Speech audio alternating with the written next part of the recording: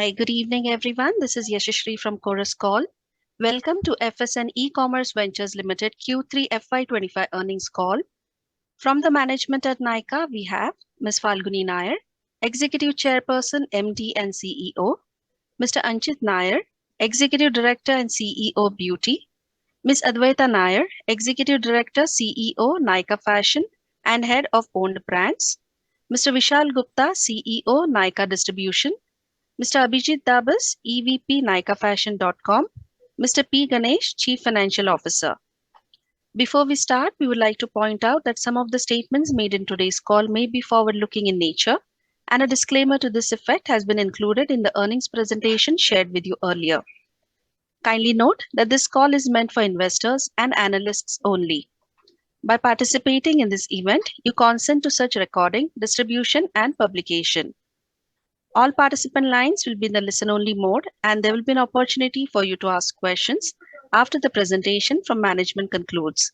With that, over to you, Falguni ma'am, for opening remarks. Thank you. I think I'll start with the performance highlights. Welcome to all of the investors and shareholders and analysts, and really happy to say that we are delighted to have a pretty good growth momentum, both at the GMV level, where for the quarter, our GMV is at 4,528 crores, which is 25% year-on-year growth. This is for consolidated One Nykaa performance.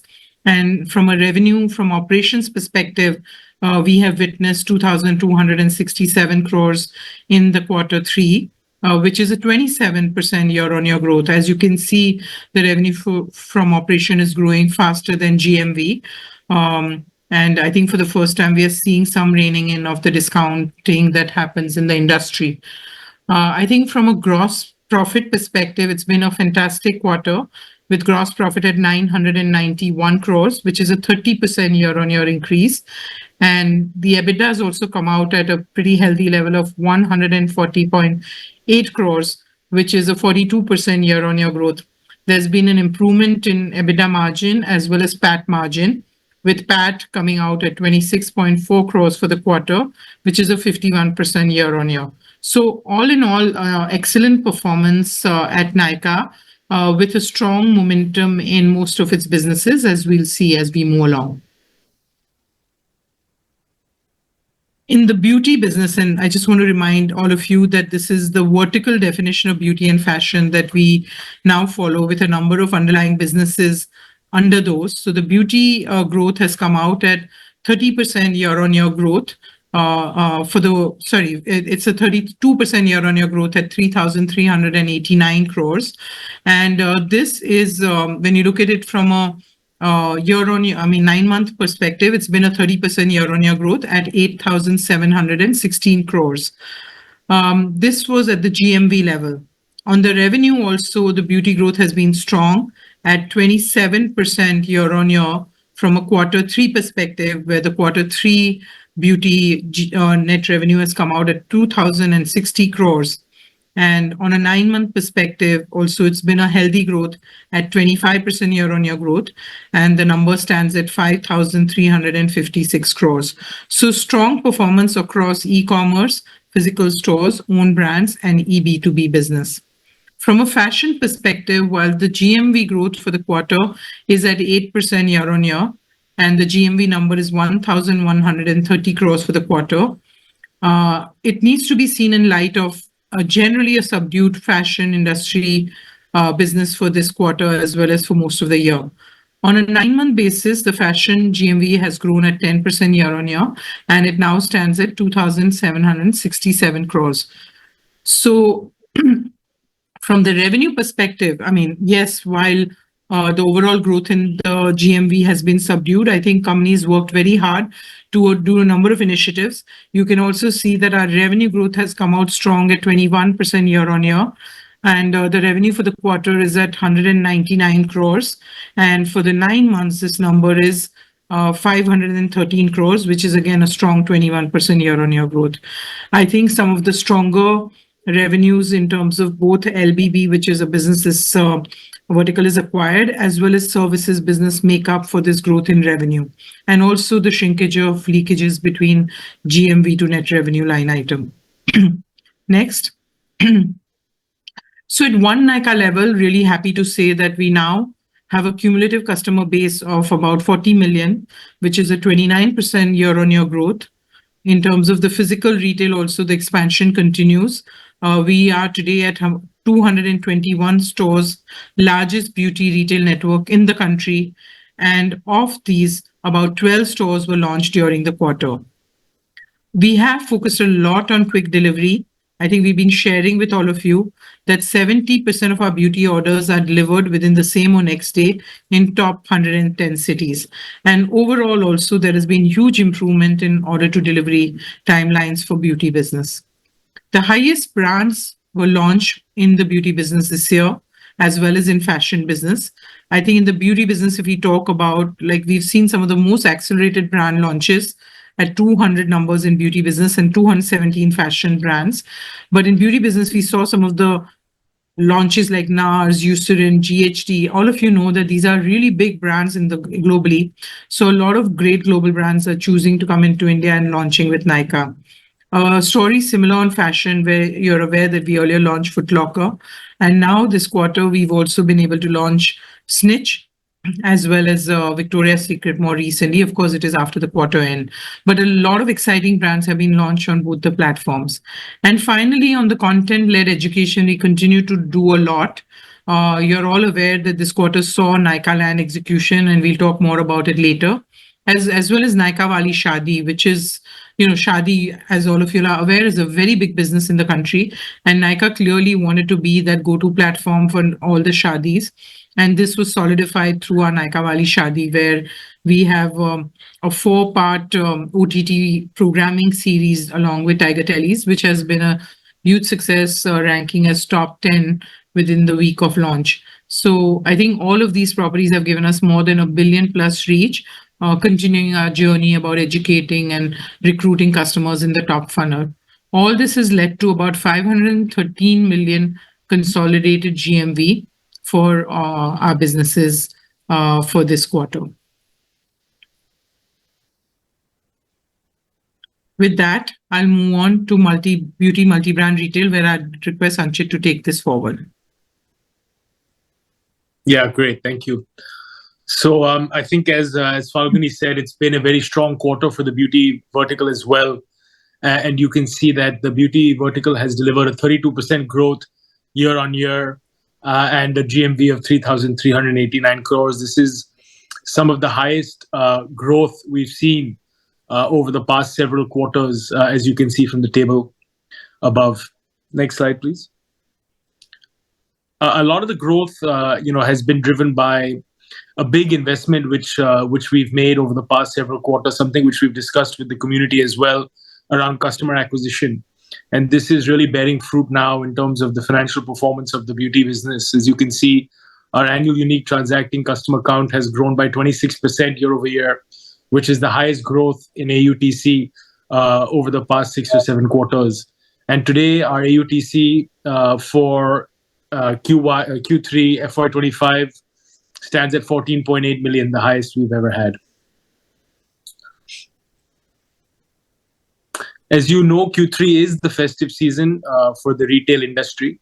And in light of that, we do host our flagship Pink Friday sale in November. And this year as well, we hosted the sale towards the end of November, early December, and the results were very strong. The sale delivered a growth of 36% year over year on GMV terms. And we got over 86 million visits to the app across the 10-day period of the sale. Customer growth was strong at 55%. And we had a very strong conversion in terms of order conversion at over 4%. So this is a fantastic opportunity for us to acquire customers and to do a lot of top-of-mind awareness building for the brand Nykaa as well. In terms of the initiatives we took that were unique to this sale, there were some tech developments. As you can see on the top right, for the first time on the app, we were able to show the best price on PLPs. We also enabled express checkout, as well as personalized recommendation widgets, so that we're able to show the right and the relevant products to the relevant consumers. Off platform, we did a lot of top of mind awareness building across outdoor advertising, print, Spotify, and Zomato as well.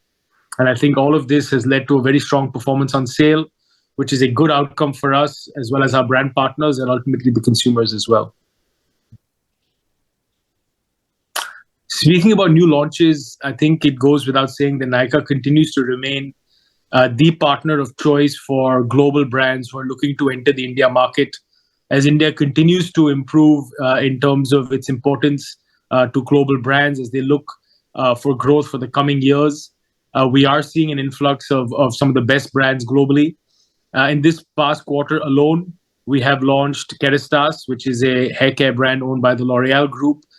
This was launched on Nykaa, and this has historically been a brand that's been available only in salons, and it has come to specialty retail platforms like Nykaa for the first time.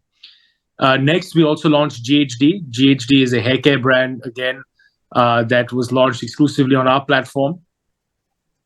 And then finally, NARS and Eucerin. Eucerin, again, a derma cosmetic skincare brand, one of the best brands globally in the space, launched exclusively on Nykaa this quarter, as did NARS, which is in the color cosmetic space. Some other brands that have also launched include some Korean brands such as Tirtir, Numbuzin, and Axis Y, as well as premium color cosmetics brand Laura Mercier and hair care brand Y. So you're seeing a massive influx of brands, and again, choosing Nykaa as the primary destination to enter the India market. Talking a little bit about Nykaa Wali Shadi, as you've seen in previous presentations, Nykaa is very focused on creating proprietary IP that can help us to create a lot more awareness for beauty as a category in the country, and leveraging content very effectively to achieve that goal. And this was no different. We believe that India has the second largest wedding market in the world after China, and it's almost $130 billion market. This is the second largest consumption category after food and grocery, and upper mid and high income households, which is a large part of our consumer base, contributes to 50% of the total market. So for us, it was a no-brainer that we should make the connection between beauty and weddings. It is a very synergistic category, and we wanted to cement our position as the go-to destination for beauty as it relates to the wedding season, which was also in Q3 of this year and parts of Q4. In terms of what we did, we actually created a OTT TV show that is now live on Jio Cinema. It was produced by Zoya Akhtar and her production company Tiger Telly, and it featured 4 real brides who were getting married over the past several months, and a behind-the-scenes look at what the wedding process means to them and the role that beauty plays. This show is now amongst the top 10 shows on across all OTT platforms based on viewership, and this is as per third-party sources. The reach we've got on social itself has been over 250 million, and we worked with 70 plus experts to create additional content around this OTT show which we created. And of course, for us, we believe strongly in the flywheel of content to commerce. So along with the content, we also drove a number of on-platform initiatives, including a sale event to capitalize on the reach and the awareness which we were driving through the Nykaa Wali Shadi show. And that has resulted in a positive outcome in terms of commercial actionables. And that is also something which we're very happy about. Moving on to the next slide. And this is just the trailer of the show, and I encourage you all to watch this on Jio Cinema when you get a chance.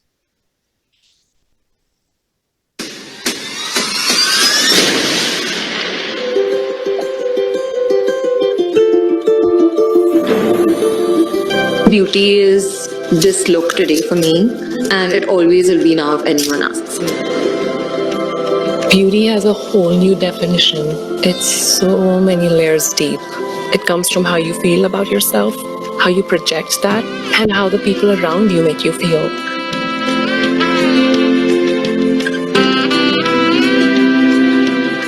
I feel like when you meet the right person, you just know that this is it.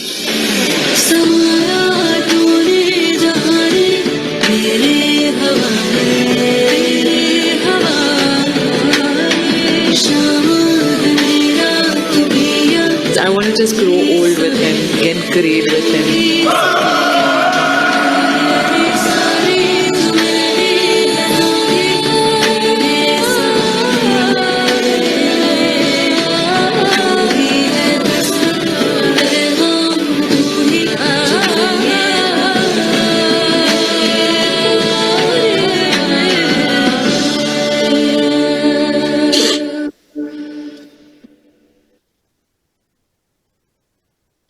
Yeah, I think just to add a few words about Nykaa Wali Shadi, again, as we always say, I think category creation is incredibly important in a very nascent beauty market like India.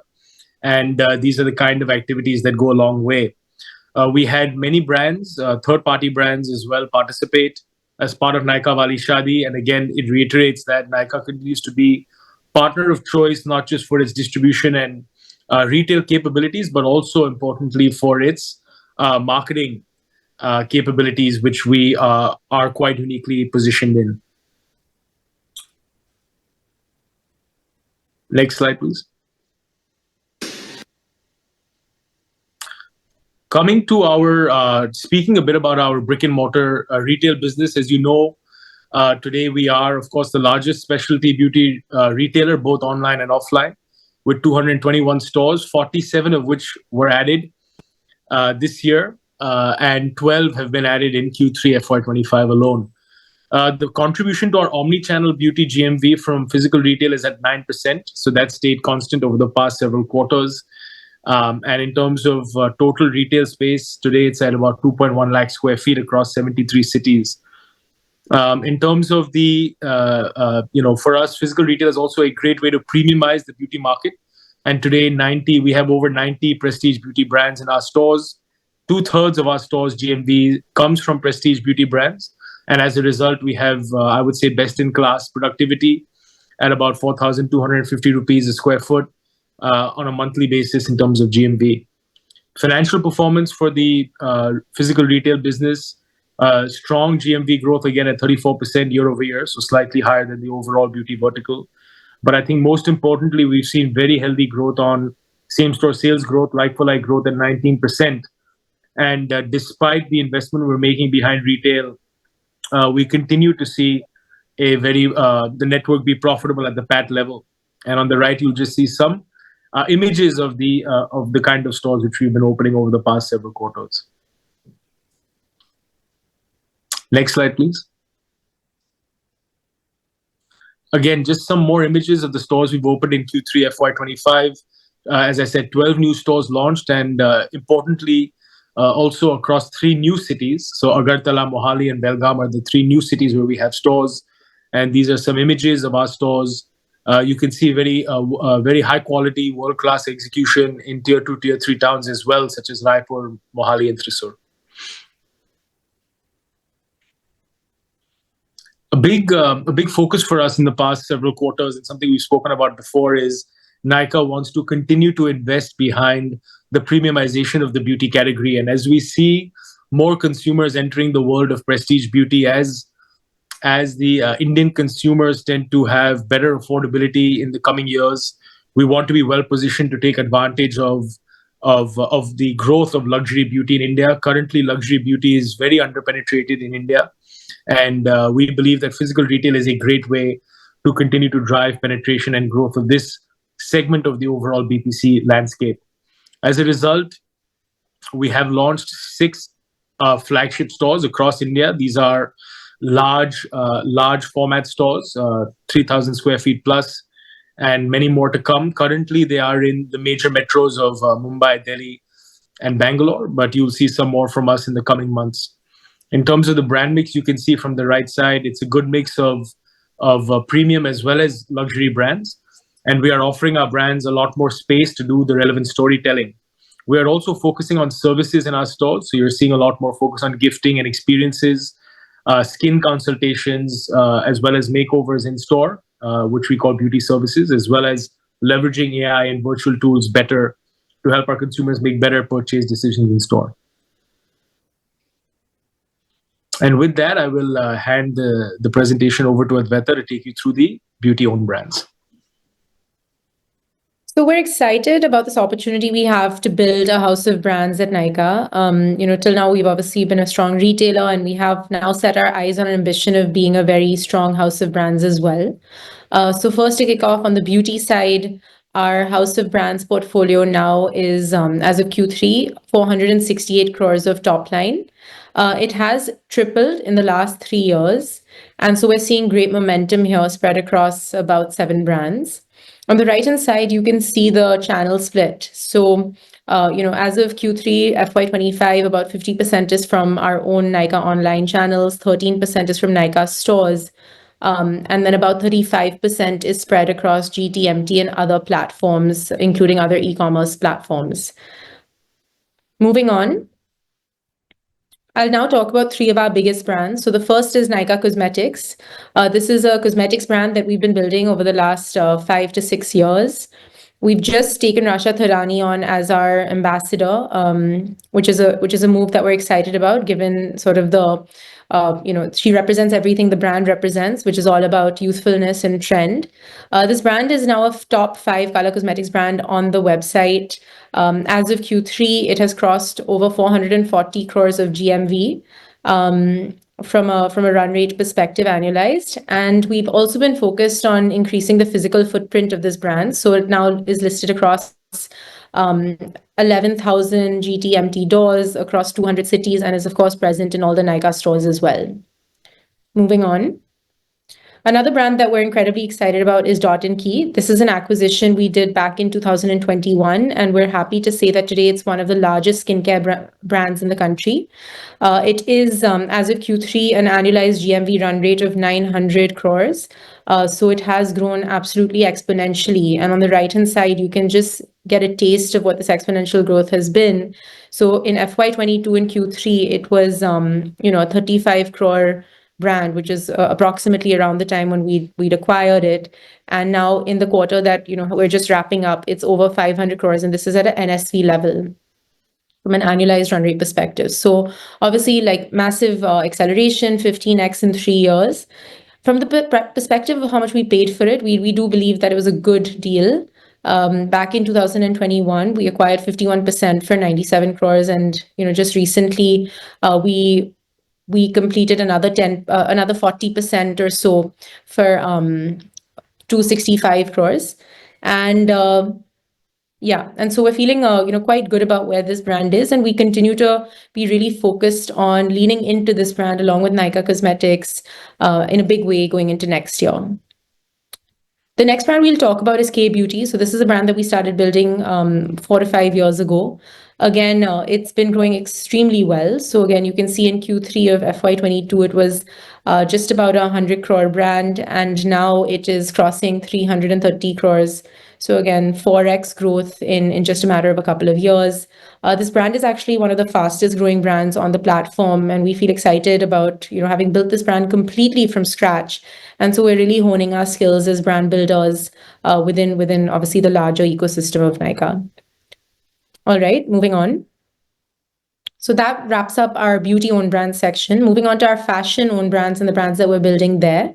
So you can see in Q3 of FY25, we've delivered about 120 crores of GMV. This is pretty flat from last year. It has been a year of just sort of focusing and consolidating our efforts on fashion. We had a handful more brands, but we've actually now decided to just focus on 5, and those 5 are listed here. We feel that the tail was, not adding enough value, and also obviously drawing attention and investment, whereas we feel that we want to just double down on what really are the big brands in our portfolio. And so you will see us being a lot more focused on our assortment going forward. And within these, of course, we're extremely excited. Naked, Kika is our lingerie and our athleisure brand respectively, and we think those are absolutely incredible spaces to play in. And then 20 Dresses, RSVP and Gajra Gang are our plays in Western wear and Indian wear. Again, a space that Nykaa has a huge, set of customers who like us for that category. So it's a place that we obviously want to play. On the right-hand side, you can see how the shift of channels has actually changed. So in Q3 of FY25, the quarter that's gone by, you can see that we're now actually focusing more on our online our own channel of distribution, which is the hot pink.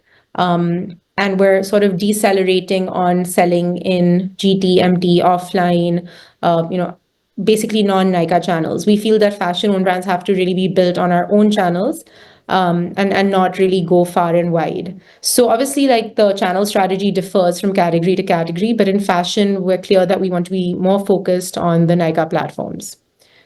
So with that, I'll hand over. Sorry, this is just a quick glimpse of, again, what our product sort of looks like. You guys have seen this in prior meetings. We are definitely remaining focused on being very trend-led, and really meeting the customer where they're at. So with that, I'll hand over to Vishal, who will walk us through our eB2B business. Hi, thanks, Advaita. So, dear friends, we had another great quarter on our path to profitable scale. You can see that we grew GMV by 53%, and by delivering about 260 crores, we now are at a run rate of 1000 crore GMV. And you can see that, it's 12x growth in 3 years. And a lot of the growth is driven as we continue to drive scale and reach. And we now reach almost 6 lakh retailers and 1100 cities. So we are national, we are deep in India, tier 3, tier 4, and, very high retailer base. Next. And this really helps us to improve our profitability, where you can see that in gross margin alone we have improved by almost 250 bips, which is driven a lot by ad income. So as we grow more scale and more retailer visits to our app, we get more ad income, and consciously we are driving positive mix by selling higher margin brands on our platform, which drives our gross margin. And with scale, obviously, our costs also come down. We had a few third-party warehouses in a few geographies, and as we got scale in those geographies, we moved away from 3P to our own warehouse. Yeah, because that is more efficient. And reduction in freight as we improve our order density, etc. Even the sales and distribution cost you see is coming down. Overall contribution margin improved by more than 500 bips. So I think we are well on our way to profitable scale, and we will continue to keep scaling, till we reach profitability. Thanks.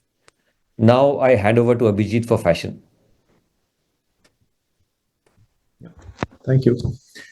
So on fashion, like Falguni ma'am mentioned a while ago, I think in the midst of a tough quarter in general for online fashion as a space, the business has been resilient. GMV has grown 8%, as you can see on the left side, reaching 1130 odd crore.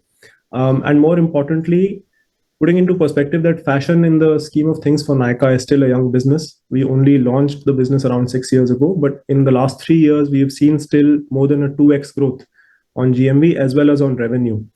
On revenue, as you can see on the right side of the slide, there's been a more healthy 21% year-on-year growth in revenue to close to 200 crore, largely driven by strong traction seen on the content business of LBB through events such as Nykaa Land and Nykaa Wali Shadi, as well as higher services related income. So overall, tough macro environment, but still in the middle of that, we've been able to continue to grow. Next slide. I think this just puts into perspective what Nykaa Fashion as a platform brings to customers as well as to brands. So again, over the last 3 years, we have continuously augmented our assortment by adding relevant brands across categories. The number of brands that we now offer to customers is more than 4,000, and that's a 3x increase over the last 3 years. Across all categories, there's been relevant brand additions throughout the last year itself. We spoke about Foot Locker when we gave the last quarterly update, but along with that, over the last quarter, we've continued to add further brands. We've added the likes of a Tommy Hilfiger, Victoria's Secret more recently, Snitch in the men's category. And I think for customers, Nykaa Fashion has established itself as a platform which is curated, yet offers a complete assortment of all the relevant brands across all the categories and differentiated offerings from those brands. At the same time, for brand partners, we have continued to be the platform which also brings great quality customers and allows selling fashion in the way that that they would like to sell fashion, and that reflects in many underlying indicators that we are able to further see in our P&L in the further slides. Next slide. So just a glimpse of the kind of events that LBB has been able to execute over the last year. So, just again to put in perspective, since acquisition a few years ago, LBB has scaled 9x in revenue. We spoke about Nykaa Wali Shadi a bit earlier in the presentation today, but Nykaa Land and many other such campaigns which have been driven by LBB have delivered great value. Next slide. Most importantly, in the midst of even a difficult year, while continuing to grow the business, I think the bottom line has seen significant improvement through the year. We have seen a more than 700 basis points improvement in gross margin, which is a significant move from 44% last year, same quarter, to 51% this year. This is largely on the back of marketing and services income working with brands. Our fulfillment expenses have come down by close to 100 basis points as we have optimized our route planning and become better at saving packaging costs.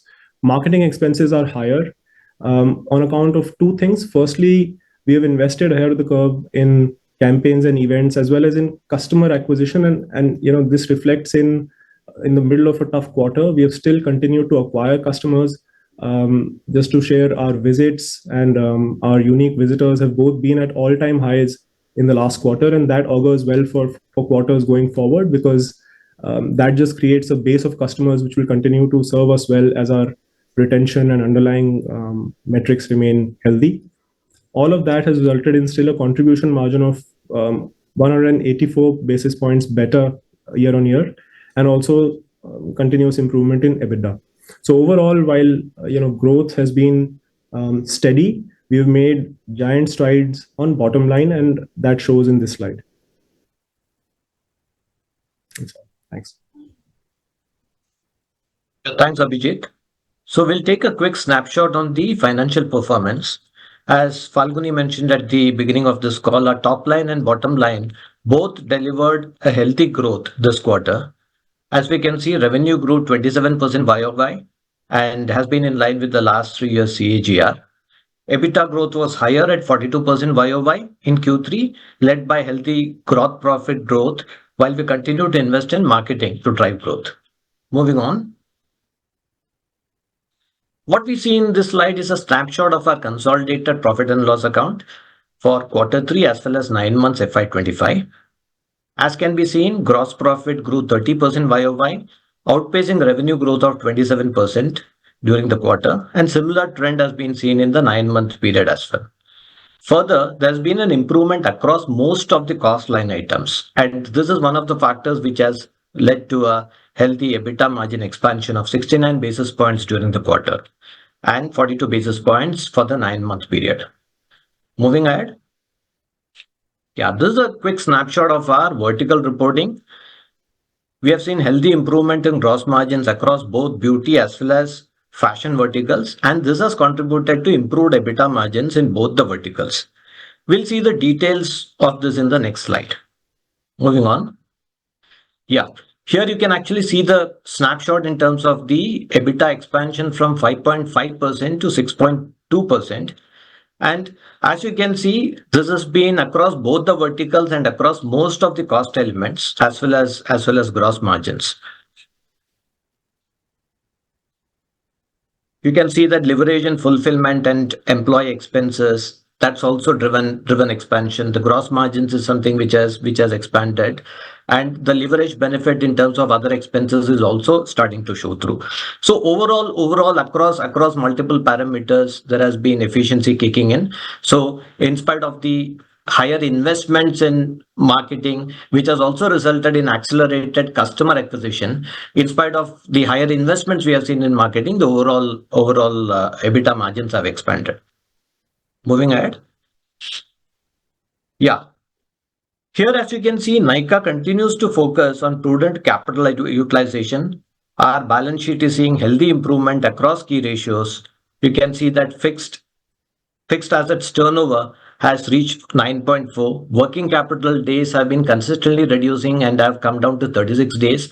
And this has resulted in the ROCE of the overall One Nykaa business coming in at upwards of 10%. And we need to bear in mind that the beauty business is highly profitable with a much higher ROC percentage, and the beauty business is funding the growth of the newer businesses, which is fashion and Nykaa D. So all in all, through internal accruals, we have been able to manage to fund the new businesses and still deliver a higher ROC on a consistent basis. Yeah. With that, I'll open the floor for Q&A. Thank you very much. We will now begin the question and answer session. If you'd like to ask a question, please click on the Ask a Question tab, and separately you can type in your questions in the text box provided. Before asking the question to the management, please introduce yourself, providing your name and your organization name. If possible, you may switch on your video as well. Please limit yourself to maximum of 2 questions so we can accommodate as many as possible. Ladies and gentlemen, we will wait for a moment while the question queue assembles.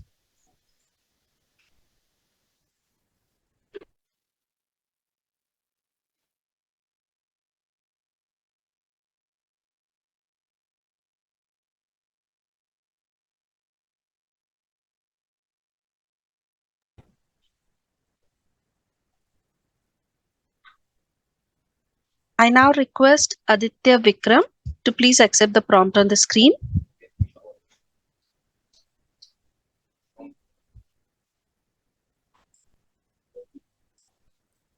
Aditya, please turn on your webcam, unmute yourself, introduce your organization name, and go ahead with your questions, please. Hi, thank you very much for allowing to ask the question. So good numbers overall, but just a quick question. With Shein coming in, what would be the impact on the fashion brand, considering it seems like there would be very high competition? I think I'll just take the question and then I'll pass it on to Abhijit. I think we must understand that fashion is a very wide business with, women's Western wear, women's Indian wear, men's wear, sports wear, as well as kids and home. And Shein is only in one category. And I think one has to see that these are businesses with more than 4,000 plus brands, and more and more international brands also coming into the country with, we've always had Revolve and others. So I think it's all, the market is very wide and no one brand can dominate it. So I think that's what I do believe, that it should not have a much of an impact. With that, I would like Abhijit to come in. Thanks, Falguni ma'am. So I'll just add on to that. I think women's Western wear, which is the category where a brand like Shein typically plays, is one of the fastest evolving. I think these are also categories which are style first and maybe not as much brand first as a category like sports, where you find very few brands for many years taking lion's share of the business of that category. The reason is that trend changes very quickly, fashion changes very quickly. On our side, we've also seen a proliferation of what we call D2C brands come to the fore in specifically categories like women's Western wear. So I think as a platform, we will continue to be at the forefront of bringing the best fashion to customers. The category will still continue to be very fragmented. And in saying that, there will still be a multitude of brands. And again, demand is very wide. The number of brands supplying that demand is also very wide. So I think it's still a very large playing ground. So we don't see such a massive impact. Thanks for that answer. Then a follow-up question. Your beauty business or the beauty line is clearly doing well. You have a high gross margins and you're making good profit. It seems like the EBITDA as well as the bottom line is not growing as fast, right? Or it is growing fast in comparison to your YOY numbers. And this primarily looks like that most of the expense are going on the marketing side to grow the other business, right? When do you see normalized marketing expense, or do you see marketing expense continue to go up as you ramp up other businesses? And that would be all. Thank you. I think if I just wanted to highlight is that if you look at the beauty marketing and ad expense, it's come out at 10.1% for this quarter against 9.5% a year ago. And this is for a beauty vertical and consists of all the businesses together. So yes, there is some additional marketing money being spent, and we highlighted most of that as new customer acquisition has been at its fastest pace over last year, and we think that it's a worthwhile investment to make. And similarly, we've done a lot of upper funnel, what you call is educating and bringing consumers interest into the category through events like Nykaa Land and Nykaa Wali Shadi. Many of those are also part of this spend. And we do believe that our marketing spend has been accelerated because we believe in the category, we believe in our domination of the category, and want to continue to maintain that. But yes, I think it is something that can easily be controlled. It's a marketing expense is considered a variable expense and totally controllable. So it's more in line with, for that year, what strategy we would like to follow. With that, I'd also like to request Anchit if he wants to come in and add something to this.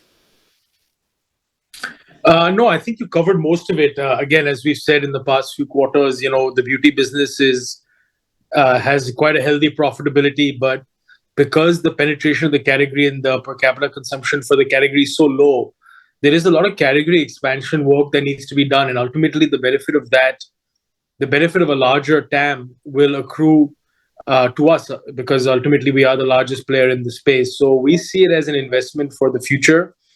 And investment in customer acquisition is one of the larger buckets of our marketing expense. And you're seeing the benefits of that play out, right? The investment in customer acquisition of the past few quarters has been one of the major drivers for the growth, the revenue growth, which we've seen in the beauty business in this Q3 numbers. So our hypothesis seems to have been correct that there is a lot of growth yet to be had, and we continue to want that growth. So I think we'll continue to invest in the beauty business. It's a business that has the profitability to support its customer growth plans. And in terms of supporting other businesses within Nykaa, as Ganesh said, we continue to fund all of our expansion in new businesses through the cash accruals of the beauty business. So that will continue. But I think the good news is, as we said before, we believe that, and as you can see from our numbers, the losses in B2B are reducing significantly as that business starts to reach, as it starts to mature a bit. It's still a very, very young business, and fashion as well. You're seeing significant improvements in profitability despite there being subdued growth.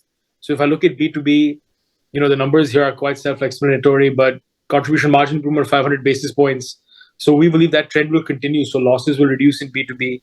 And in fashion, I think as growth picks up once again for the overall fashion industry, you'll see a lot of operating leverage in that business too. So we're quite optimistic that we'll continue to fund growth for all of our businesses, new and old, but that the losses should be reducing even more from here for both fashion and B2B, which should be good news for the overall profitability as well. Yes, we have to add to what Anchit mentioned. As we can see from the numbers, while given the focus on new customer acquisition, etc., there is higher investment in marketing. In spite of that, the EBITDA margins for the beauty vertical has actually gone up. Thank you. We'll take our next question from Sheila Ratti from Morgan Stanley. Ms. Sheila, can you please accept the prompt on your screen?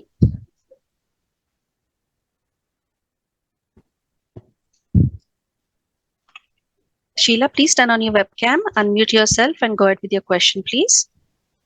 Yeah, thanks for taking my question. My first question was, just to understand what is the revenue profile of LBB. Wanted to understand. I believe it's supporting the fashion revenues also, and at the same time, it's enabling marketing income for us, supporting the beauty business also. So just wanted to get more details about, how LBB is driving the growth for us. I think LBB business, when we acquired it about a year ago, was a content business that creates content for a lot of a lot of brands, including non-beauty brands, that they always had in their portfolio. And obviously, their skill set lies in creating, events and activities and content at scale. And that is what we are leveraging LBB for. Nykaa Land, Nykaa Wali Shadi, Nykaa. We used to do Nykaa Femina Beauty Awards that has been now taken in-house. It's called Nykaa Beauty Awards, which was again an in-house event. So acquisition of LBB has allowed us to do a lot of content and event activity all in-house. We've accelerated the number of events that we do, be it beauty bars or we do a lot of fashion events where we take it's like a trunk show which we take it to various events where customers come in and experience that. We recently did a event which was called the new at Nykaa, which was new launches of the beauty private labels, obviously Foot Locker events. So many such events have all been done by the team, and that is what this team was in-sourced, and obviously with the kind of focus that they get in terms of accessing all of the Nykaa's beauty and fashion brand partners has led to acceleration in their ability to earn revenues, and that is what is reflected in their numbers. Falguni, what would be the revenue profile of LBB today? Profile is all event activity. They charge clients for various event activity, which is all costed individual event based on estimation of the costs. So this will get captured in the fashion revenues, or does it get captured anywhere else? Captured in fashion revenues, as well as they also have out-of-pocket expenses against those events, so they spend it. So it is obviously captured both on revenue as well as expense items. Understood. So just to understand the 21% revenues growth which we have seen for fashion, what if we X out LBB, how would be the fashion revenue growth for us? It's very difficult for us to say because we also have had a huge improvement in GMV to NSV ratio by controlling what we call as leakages, and it's a combination. So revenue growth momentum has been higher than the GMV growth momentum, and what we disclose is basically vertical level reporting, and this is what the number is at the vertical level. Understood. And my second and final question is with respect to the gross margins for the beauty business. Just want to understand how is marketing income doing for us on a year-on-year basis, and if there are any trends in terms of brands enabling more marketing spends in this quarter will be helpful. Thank you. I think in this quarter it has done well, but I'll ask Anchit to answer it. Yeah, I think headline it's done well. There were a couple of quarters of softness in marketing as brands were deploying more of their A&P budgets towards promos versus advertising. I think it's something we've discussed in the past as well, Sheila. But that trend has finally seems to be reversing, and brands realize that they cannot. There is significant brand awareness work to be done in a nascent market like India. So a lot of the money that was being deployed for promo is now being redeployed into advertising, and that's a benefit. That's a plus for us. So we're optimistic. We're seeing early shoots of it improving, and we don't think it's a Q3 phenomenon. We think it should continue into coming quarters as well. Also, we at Nykaa are also offering a lot more advertising opportunities for brand partners, and something we've spoken about in the past is allowing brands to now advertise not only top of funnel in terms of on our homepage, but also allowing lower funnel advertising opportunities like PLAs and other such ad capabilities have been built and are now quite widely used by our brand partners. So that is also a net positive for the services income that we generate. And finally, also, of course, we've created quite significant capabilities in terms of events and experiences and content creation, some of which we covered in terms of what LBB is contributing to our brand partners. And that is also an additional revenue stream for us, which was not as monetized in the past, that I think will be a net positive in the future. So I think we're quite optimistic. But again, I think no one has a crystal ball. No one knows what's going to happen with discounts in coming quarters. But at this point in time, it looks like things are improving, and brands are looking to invest a lot more into marketing than they have in the past few quarters. And sorry, just one follow-up here, Anchit. Will it be across the board or just the large brands, or will it include the D2C brands also? You can't paint all the D2C brands with one brushstroke, right? So even within D2C brands, there are different types. And so I think even the D2C brands, especially the ones that are doing well, continue to want to reinforce that leadership position. A lot of the D2C brands want to break out into get the velocity that they need to become a critical brand, and so they're investing behind that. So yes, there are some D2C brands that are struggling, and I think there's an opportunity for consolidation on that front. And but I think they're not all the same. There are some which are doing really well, and those continue to want to invest behind building brand, because that's ultimately what leads to sustainable revenue growth for them in the long term. Thank you. I now request Sachin Dixit from JM Financial to please accept the prompt on his screen. Sachin, please turn on your webcam, unmute yourself, and go ahead with your questions, please. Yeah, hi. This is Sachin from JM. My first question is largely a comparison between what is happening for Nykaa between BPC and fashion. Largely, BPC is growing well. Fashion has been muted, while obviously it's gaining market share compared to other online fashion players, but still muted. However, I mean, my understanding is the customer base would roughly be similar strata in terms of income bracket and all. So how do you see the differentiated customer behavior on your two different platforms? Can you break down that for us? I think we have always said that we have a more premium customer in fashion, and we do not think that the fashion customer had issues about spending. I think I've repeatedly said that our fashion business is young. People forget that. It's just a 5-year-old business, and we continue to do assortment expansion that makes the assortment more complete, and that will allow us to grow the platform, faster going forward. So it's a work in process. Over the last 2 years, we've done a lot of focus on assortment building, completing certain L3 assortment that we used to not have in the past, bringing certain exciting brands onto our platform, which again, we didn't have in the past. Like Libas was a new brand that came in last year. Obviously, Foot Locker is a very interesting. They're seeing a lot of new D2C brands in fashion are coming up who are doing extremely well, like the Soul Store, Pan Project, Snitch, Fable Street Frickens. They're all choosing to do business with Nykaa. So I think there is a lot going on. It's such a wide space, and we do believe that we are one of the top 3 platforms of choice. Like Myntra, Nykaa, Ajio are the 3 big platforms of choice. We are a very large platform, and we remain in customer consideration. So I think we remain very positive about the business. I think some of the growth near term got affected due to a marketing strategy that was followed, which was a little bit narrower. And, I think some of those tend to be experiments in early days that need to be, that sometimes set you back by a quarter or so. But we don't think this is a long-term issue. Yes, it does have to be seen in the light of our overall industry, fashion industry, not being at its strongest over last 1 year.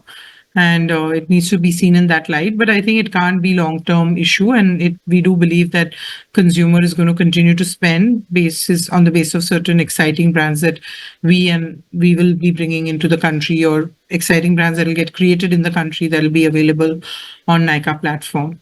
I think with this, I would also like Adwaita to add if she'd like to add something. No, I think you covered it. Okay, anything from you, Abhijit? Yeah, maybe just one additional thing. I think it's a huge strength for the Nykaa ecosystem to actually have beauty and fashion offered as, in a way, complementary categories. And I think we are, given that fashion is a much newer business, like has been mentioned several times, we are also incrementally getting better every year and every quarter at how to cross leverage both categories and how to understand our customers better. So if anything, we have seen a lot of positive goodness because of that, across both businesses, and more fashion because it's the newer business, and we'll continue to keep getting better at it. But yeah, that's the only thing I will add. Understood. My second question would be a follow-up on the part that Abhijit mentioned. Right? Do you see a lot of cross-sell that is happening between the two platforms? Are you seeing, because I remember when at the time of IPO, a few quarters post IPO, we did talk about that the fashion user base is slightly different to the beauty user base that we have on the platform. Are we seeing that change? Is there more cross-sell that we are seeing? I think we had given in the past that about 50% of our new customer acquisition has been part of Nykaa ecosystem earlier, but 50% is new to Nykaa. And the fact that fashion e-commerce was 5 times larger than BPC e-commerce made us believe that there would be customers who would be, fashion first. But over time, beauty and fashion are lifestyle choices, and customers tend to have overlap. So I think overall beauty consumption in the country is on the rise, and many fashion-first customers also are becoming beauty customers. Nykaa's own customer acquisition is far accelerated in beauty now, and also in fashion to a certain extent, but a lot more accelerated in beauty. So finally, it's the same kind of consumer, but they either approach through their fashion-first outlook or their beauty-first outlook, and we benefit in either scenario. But we do believe in vertical commerce and, the consumer's choice and journey being very vertical oriented.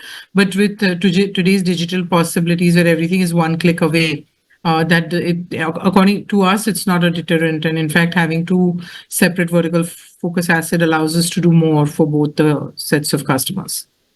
Yeah, which is fair. I was just asking on the 50% number that you mentioned, right? Have you seen that trend upwards or downwards?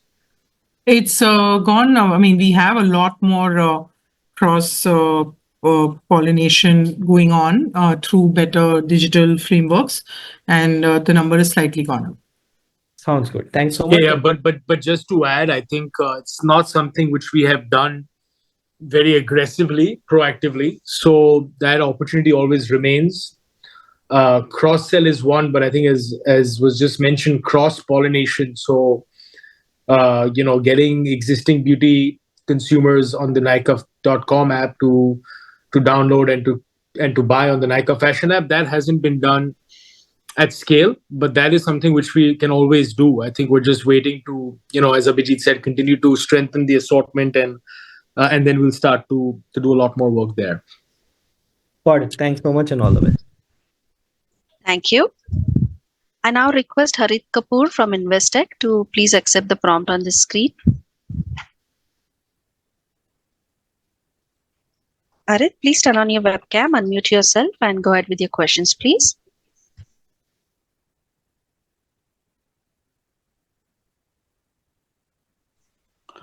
Yeah, hi, good evening. Am I audible? Yes, please go ahead. So I just had two questions. One was on fashion. So, this increase in the marketing spends, how do we read this? Do we read this as, increase in customer acquisition cost because, the transacting customer and visits haven't increased to that extent? Or is it just, an accounting adjustment because, LBB is in revenue as well as in expense? So just wanted a little bit of clarification on that. It's a bit of both. So LBB has a higher percentage of marketing expense because that's the only expense they have in their revenue. And also there is certain small amount of adversity in customer acquisition costs for the fashion business. Got it. And the second was just two, number related, And points. sorry, the adversity was also for only 1 to 2 quarters and since corrected. So it's a mixed number. Great. Sorry, go ahead. What was his? My second was on just two number related questions. One was on working capital. Ganesh, do we expect that this reduction in working capital days is representative of full year, or do we see some, adjustments happening at the end of the year, etc.? So directionally, as you would see over the last few quarters, the working capital days have been consistently coming down. So in that sense, the reduction which you're seeing, you can take it as a representative of ongoing basis. And also just one last thing on the margins. Is there anything to call out in terms of YOY impact in GCC in terms of basis points? Because I remember the same time last year you had called it out, but if it's not, is it relevant to call out this time around? We have not specifically called it out this time because last year was the first time that had come in and it was not really there in the base. Whereas now consistently 4 quarters we have had GCC come into the base. Although the current year current quarter would be a little higher given that we have now opened the second store, etc. But given that GCC is in the base, that's the reason we are not calling it out anymore. I think on GCC, we remain quite optimistic about the market and the fact that it's a high consumption market with a lot of opportunity to do profitable business. However, the rollout of the stores has been slower than expected, and e-com rollout is also pending adoption of the technology stack, over time. So I think in that sense, in the GCC right now, the level of activity is not very high to be needing to call it out. But yes, there's been some investment in GCC over last 1 year. Great. Thanks for taking my questions. Wish you all the best. Thank you. Thank you. I now request Sachin Sargaonkar from Bank of America to please accept the prompt on his screen.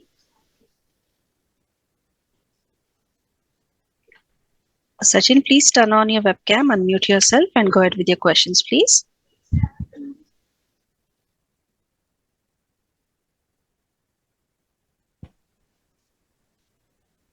Sachin? Thank you for the opportunity. Just a couple of questions. One, Falguni, just wanted to understand how one should think about the steady state EBITDA margin on the BPC business. For last few quarters, we have seen the margin hovering in the range of, let's say, 7.5 at the low end to 9 at the high end. Are we actually at that level, or do we see room to improve? And how far are we from a steady state margin? That's question number one. I think the beauty EBITDA is a combination of beauty.com, which enjoys a very good EBITDA number. There is a certain percentage now we have been disclosing that about 8% of the business comes from retail, which is also a profitable business for us, but lower profitability than .com. It can be positively impacted by the profitability of the beauty private label, which is on the uptick. And we talked about it, that we've seen very good growth in our private label business, both in terms of level of revenue and profitability improvements have happened. Some profitability improvement, and there could be more going forward. And lastly, it also is a combination of the weight of the superstore business, which tends to have a negative profitability. So I think we have given some idea of how each of those change every quarter. So we tend to report retail as percentage of omni-channel revenue every quarter, and beauty own brand also we are giving at least the GMV and how it is changing every quarter. And finally, on the eB2B business, also similarly, I think some investors have been asking, and we said that we can give the composition of the eB2B GMV as percentage of our total beauty GMV. And I think that has been reasonably constant over last 1 year. So it's not really breaking out of the weightage zone. But yes, I think there is some amount of adverse effect on EBITDA margin coming from the investment that we make in eB2B business. Got it. Clear on that. We have a positive momentum because we think that the EBITDA loss in eB2B will go down over time. Got on that. Second question is on fashion. Clearly, we're seeing slowdown in the industry slightly at a more on the prolonged basis versus the original expectations. And off late, we are seeing some increase in marketing expense and plus a sort of a Shein launch, which directly might keep, at least in certain pockets, competitive intensity high. Any general thoughts of break-even in the fashion business, potentially getting pushed back, or you're comfortable with a break-even next year? We remain comfortable because if you look at it, like if our marketing expense, which became adverse from 24.6% to 30.5%, if that had stayed under control, we could have possibly had EBITDA margin growth this quarter. So I think the main thing here to balance, and that is what it is for all e-commerce businesses, is to balance between growth and profitability. And all customer acquisition costs us, and typically the customer that you acquire breaks even on second or third order. So that's the investment we make ahead of becoming profitable on that customer. So I think we remain reasonably confident that as the ratio of new to repeat customer keeps improving in the fashion business, we should be in a better place. So I think today fashion business is where we have acquired about 6 million customers. I'm giving rough numbers. Ever acquired 6.5 million, of which about 3 million are annual transacting users. So I think we continue to want to create a engagement level in fashion customers. And I think I'm a big believer that e-commerce is all about assortment first, and we are really working very hard to continue to improve our assortment. And I think because fifth year of a business is not too long a life, but because most of it has happened during our being publicly listed, there's a lot of attention onto it. But I think as our assortment keeps improving, and we are really excited about what we've been able to do so far and what lies ahead. And I think the long and short of it is the way the industry is emerging with so many players, such a large market. I think e-commerce has a role to play. So we remain confident, and we will try to keep, working on marketing expenses in a zone that we feel long-term comfortable. Thanks, Falguni. And last question, just wanted to understand directly on eB2B. How many cities do you further want to expand? How many more years could we see further expansion in the eB2B business before it comes at a meaningful scale and the incremental investment should not be as high? I think we are not focusing from a city perspective level. I think the way we are looking at it is that we have a certain revenue growth target, and certain amount of revenue growth happens through improvement in productivity of the existing network, and some amount happens through investment in newer geographies. I don't think we are covering all over the country. So I think the new geography is not like going to a totally new geography. I think like we already cover 1,100 city, which is very wide. And like you saw last year, we increased by 250 cities. So I don't think overnight is going to change to like covering 3,000 cities or anything like that. So I think we'll keep adding to the coverage in a way that the overall unit economics of the business doesn't get worse. Very clear. Thank you. Thank you.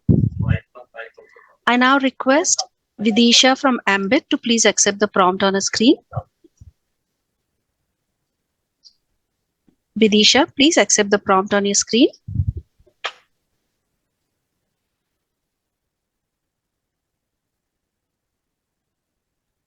Vidisha, can you please unmute your line? Since there is no response, I now request Vijit Jain from Citi to please accept the prompt on his screen.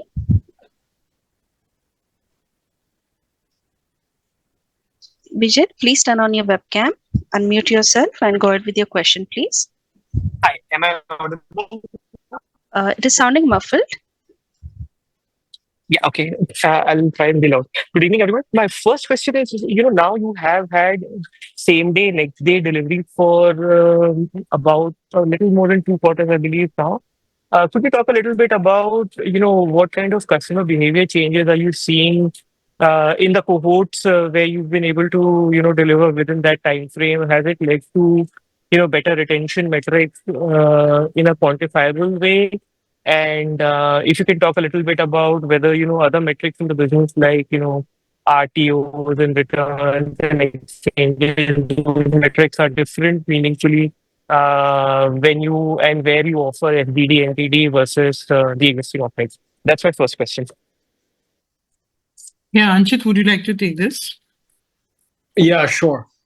So I think, look, on, as we say, for us, as for any e-commerce or any retail business, convenience is one of the three main pillars of really building a consumer value proposition. And we've always worked on improving our speed, and that reflects in the fact that our O2D, order to delivery timelines, have reduced from over 4 days to less than 2 days over the past 2-3 years. And today, as we've said before, 70% plus of orders across 110 cities are sitting at same day or next day delivery. So our speed is getting a lot better.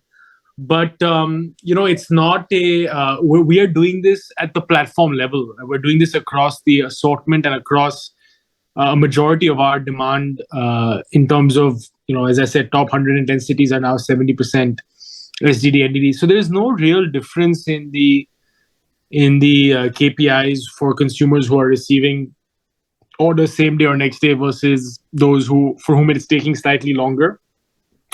Whether it be on average order value, anything like that. So again, it's because we're trying to solve for a pan-India rollout here of SDD and DD.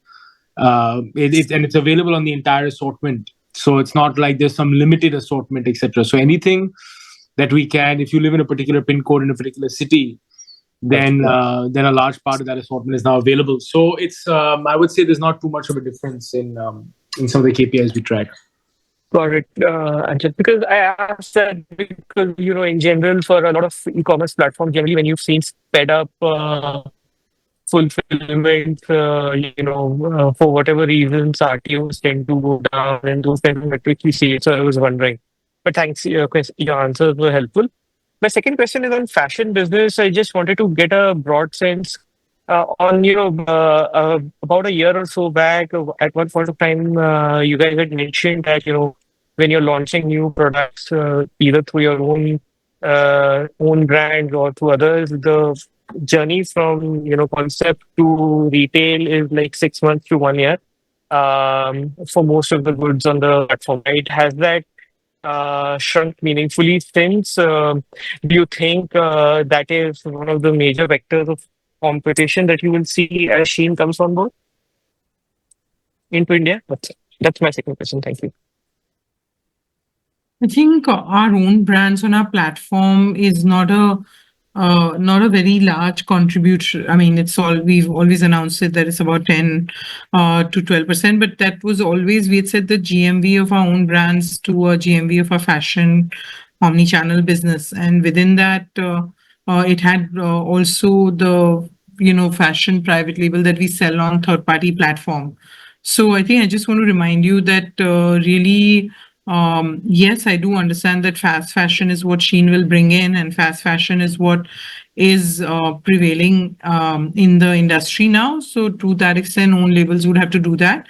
But I think if you're asking for a role of for .com is going to get that kind of speed of new launches through a lot of D2C and other brands that are also coming onto our platform, international brands, D2C brands like Cider is a very similar model to Shein, so there are other players from China which have a similar model that are operating so there are a number of players who will cater to that need for speed of launch, and our own labels may also participate in that. With that, I think if Adwaita wants to come in. Yeah, no, I think we are not trying to launch, at an interval quicker than 6 months. We don't really think that is, the problem to be solved or the need of the consumer. I think the consumer does want constant freshness with new drops every month. So our own brands are obviously dropping product every single month to provide them the newness. But yeah, that cycle does begin, 6 months in advance. That being said, we do retail, as I've said, a lot of other fast fashion brands and folks who are able to bring trends to the market very, very quickly. And so we're being able to leverage that sort of fast fashion trendy behavior via our third-party brands, of which we've struck a couple of very interesting arrangements where we have a lot of exclusive merchandise coming from those brands and players. Got it. Thank you so much. Those are my questions.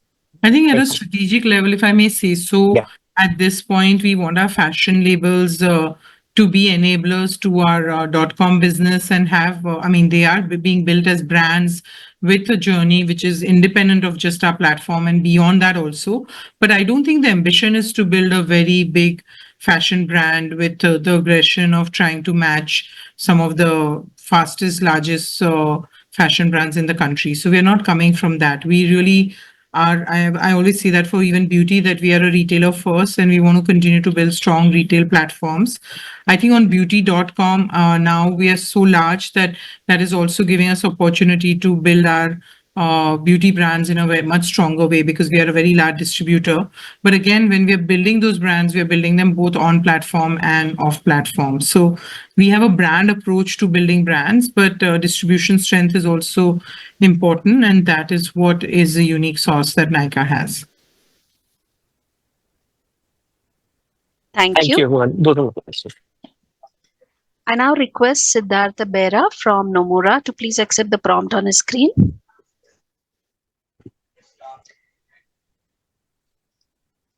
Siddhartha, please turn on your webcam, unmute yourself, and go ahead with your questions, please. Yes, thanks for the opportunity. The first question is on this growth on the BPC side in the NSV. So we have seen now for quite some time that the NSV growth has lagged the GMV growth in the BPC segment. So what is really driving this? Will this converge at some point, or there are some fundamental changes in the business which will continue to drive this? So some thoughts here. It has converged this time. This time, the NSV growth is slightly faster than the GMV growth. Okay. Okay. Oh, sorry. Sorry. I think NSV and revenue from operation is similar. I think, yes, the GMV is still slightly higher at 32%. Yes. So anything particular which we should look at which has changed? Because it's like for the last few quarters, we have seen consistently NSV underperforming the GMV. So any thoughts here will be helpful. No, I think what we were telling you earlier was that basically this is reflective of all the brands who sell on our platform, and the discounts in the industry had been going up over last 5-6 quarters because of competitiveness amongst all the brands. A lot of international brands are coming into the country. A lot of domestic brands, which already have been there for a long time, are competing with each other. And a lot of D2C brands were also jumping into the picture. So that had led to additional competition. And as a result, the brands were discounting, to compete with each other. So there is some amount of that reflection in there. Understood. And second is on this BPC business again. I mean, if I look at the profitability, it's been at least at the EBITDA level, it's been stuck at a certain range for quite some time now, with offsetting factors always coming from a bigger push towards growth. Do you think at some point or at a certain scale, we should start touching that double-digit type of profitability in the next few years? Yes, I think like what I've been trying to say is that it is most of the investment. We have done a lot of improvement in many of the direct cost items. And I think marketing, which is also a direct cost item, we have chosen to invest a little bit more than, say, a year ago when it was at 9.5% for beauty and now it's at 10.1%. We don't see this as some business getting adverse. We see it as a conscious strategy and decision to invest more in marketing to accelerate our growth, and that you can see in terms of acceleration in our customer acquisition and in our growth. And we do believe that that's been very valuable. I think the next line that we need to really work on is other expenses, which have been 12.6% a year ago and only 12.5% now. There could be some improvement in controlling those expenses, and we would like to do that. And so I think net, we do believe that over time, we like to control both marketing expenses, bring them down, and control other expenses, bring them down. And those two can lead to improvement in EBITDA margin for beauty vertical. Got it. Lastly, on the gross profitability side for the BPC, do you think there are further levers where we can look to sort of improve that from where we are already, like higher growth in the house of brands or some other areas where you can think that will continue to improve our gross profitability, or this is largely probably at a level where we need to look at more other costs to sort of improve the overall profitability?